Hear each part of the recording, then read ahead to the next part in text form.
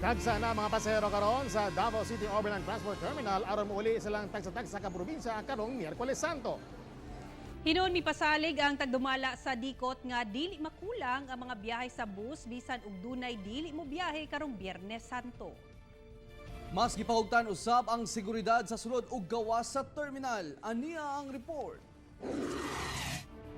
Mas gipahugtan karon ang seguridad sa Davao City Overland Transport Terminal. Kay karong adlaw, gilauman ang pagdagsa sa katawhan nga mobiyahe sa ilang mga probinsya aron sa ulugon ang Semana Santa.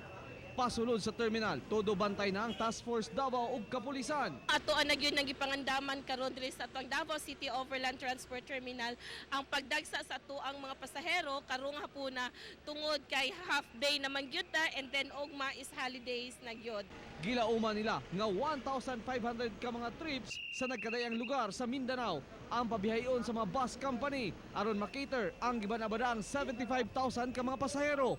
Busa kining si J.O. Abbas nga mobiyahe padulong Cagayan de Oro City. Sayo mibiyahe uban ang iyang mga anak aron dili maabtan sa dagsa sa mga pasahero. Labaw pa nga gideklara nga half day karong adlaw sa mga empleyado sa gobyerno. Para di po ta maabdan sa kabisi ug sa ka-traffic sa karasyan sa tao ba sa pagdagsa, so mas maabayo nang mas magsayo ka kay para makauna mig kuan. So nag-half day ka? Wala po, nag-update. Wala lang po na duty. Hinoon, wala may angayan ni Kabalaka kay sakto man ang mga mobiyahe nga bus hangtod ug mga adlaw. Sa Biyernes Santo lang, dunay pipila ka mga walay biyahe sama sa LCI, Metro Shuttle, Yellow Bus Company ug ACF. Ikaw sa mabalik inyong normal? Sabado. Mabiyahe gina sa Sabado.